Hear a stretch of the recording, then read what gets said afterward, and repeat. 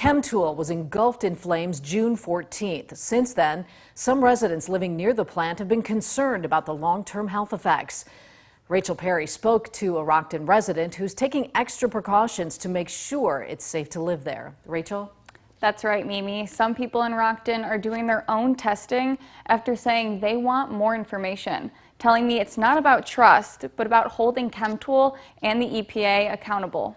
Yeah, and we feel like if we don't do the data or do the research ourselves, is Chemtool going to be interested enough to do that for us, and is it going to be in their interests over ours? Dan Enderly lives 2 miles from the Chemtool plant. He took samples of the soil in his yard as well as bagged debris to do his own research. It's our community. We want to know what's going on. We want to know what's falling in our yards, what's in our soil, what's in our air. The plan is to get these tested in an independent lab.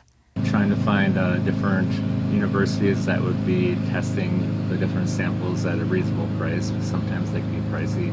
I think everyone should have that right to be able to look at it themselves and make informed decisions about it. Jillian Neese is an AmeriCorps member with the Severson Dells Nature Center and has an environmental research background. When you speak at a level that a lot of people can't understand, their immediate response is fear, and just if you can't understand something, you might think someone's deceiving you.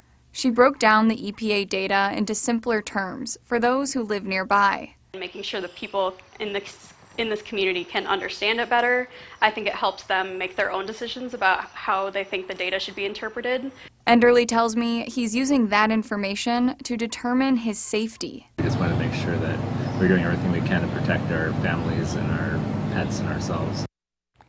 I called and emailed the Illinois EPA this afternoon for an update on testing and their future plans. They said they would send a statement, but we have not heard back. Mimi? All right, thanks, Rachel.